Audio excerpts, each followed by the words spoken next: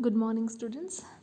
पिछले लेक्चर्स में हमने जो पिछला लेक्चर था उसमें हमने व्यवहारवाद और उत्तर व्यवहारवाद में क्या असमानताएं हैं या क्या भिन्नताएं हैं के विषय में पढ़ा था। आज हम उत्तर व्यवहारवाद की सीमाएं के विषय में पढ़ेंगे या ये देखेंगे कि आखिरकार वे कौन कौन से आधार हैं जिनके आधार पर उत्तर व्यवहारवाद की आलोचना की जाती है। तो आइए शुरुआत करते हैं आज के इस लेक्चर की। हालांकि जो उत्तर व्यवहारवाद है वह परंपरागत राजनीतिक दृष्टिकोण और साथ ही व्यवहारिक दृष्टिकोण के दोषों को समाप्त कर या इन दोनों के ही दोषों को एक प्रकार से समाप्त कर राजनीति विज्ञान को एक नए स्वरूप या राजनीति विज्ञान को एक नया स्वरूप प्रदान करता है। लेकिन फिर भी ऐसी कई आधार हैं जिनके आधार पर उत्तर व्यवहारवाद की आलोचना की जाती है। उत्तर व्यवहारवाद जो है वह कहीं ना कहीं अंतर विरोधों से भरा हुआ है।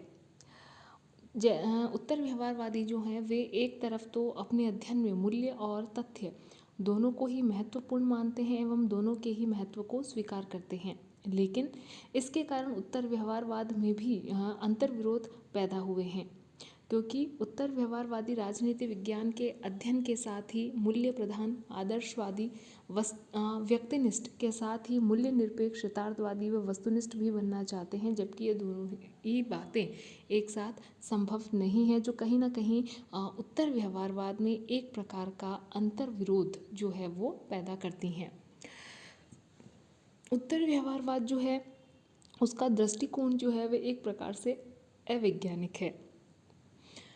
जो व्यवहारवादी थे वे तकनीक पर अत्यधिक बल देते थे, जबकि उत्तर व्यवहारवादी तकनीक से पहले सार को महत्व देते हैं। इसका अर्थ यह होता है कि वे पहले शोध का उद्देश्य तय करते हैं, फिर इस उद्देश्य की पुष्टि के लिए तकनीक का प्रयोग करते हैं, फिर उस उद्देश्य की पुष्टि के लिए तकनीक का प्रयोग करते हैं।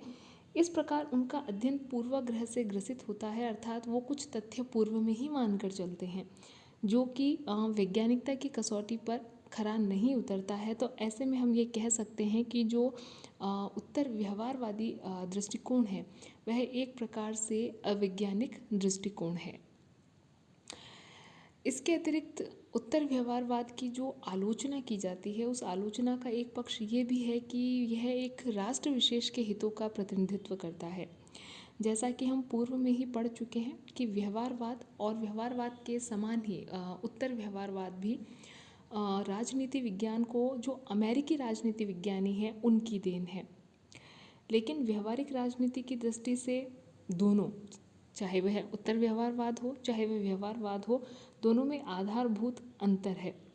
जहाँ व्यवहारवाद की प्रतिबद्धता अत्यधिक शोध के प्रति थी, वहीं उत्तर व्यवहारवाद की प्रतिबद्धता जो है वो प्रासंगिकता के प्रति है, जिसे अमेरिकी राष्ट्रीय हितों एवं मूल्यों के संदर्भ में समझा जा सकता है। साथ ही उत्तर व्यवहारवादी व्यवसायों के राजनीतिकरण की जिस आवश्यकता पर बल देते हैं वह कहीं ना कहीं विश्व स्तर पर अमेरिका के हितों के प्रति ही प्रतिबद्धता को इंगित करती है या शो करती है।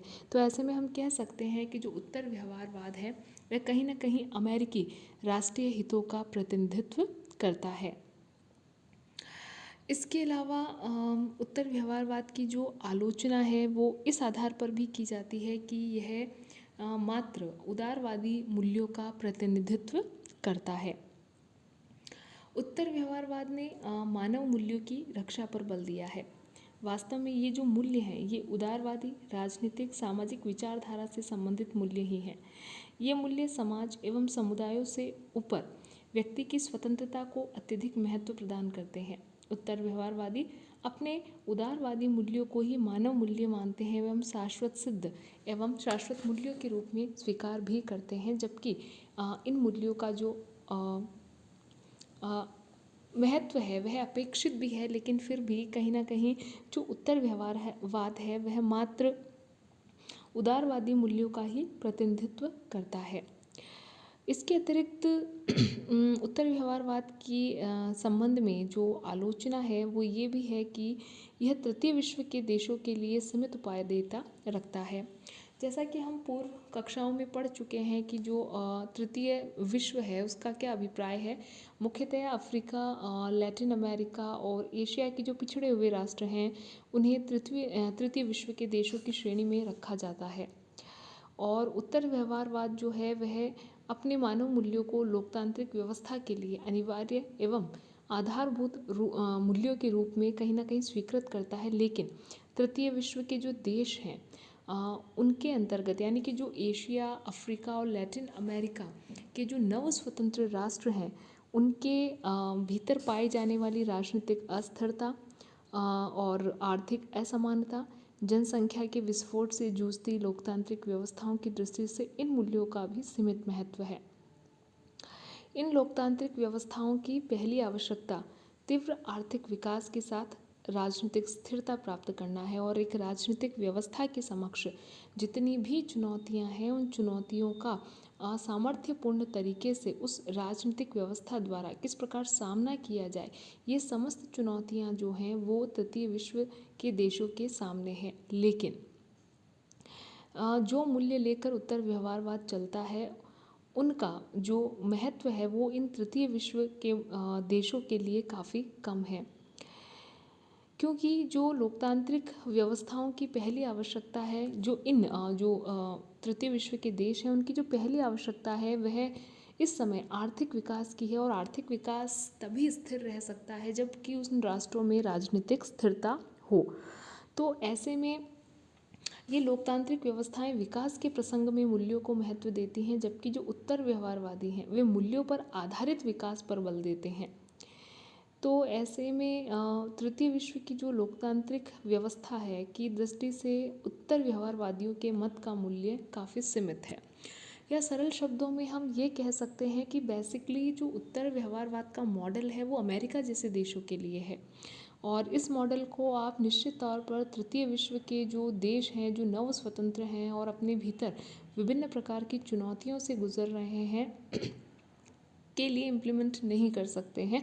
उसके लिए आपको एक पृथक मॉडल तैयार करना होगा। तो ऐसे में जो उत्तर व्यवहारवाद का मॉडल है वह तृतीय विश्व के देशों के लिए प्रासंगिक नहीं है।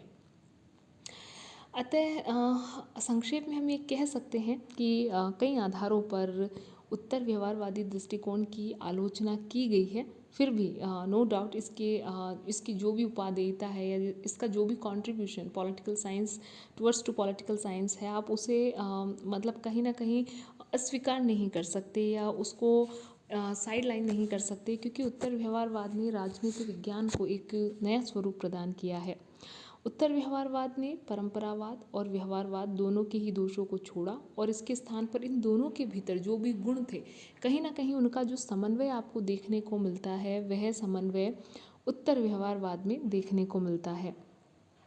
जैसे कि जो परंपरावाद का शास्त्रीय अध्ययन पद्धतियां हैं उसमें मूल्यों पर बल दिया गया है, जबकि व्यवहारवाद जो है वो राजनीति विज्ञान को अधिकाधिक वैज्ञानिक बनाने के लिए वैज्ञानिक तकनीकों एवं मूल्य निरपेक्ष अध्ययन पर बल देता है।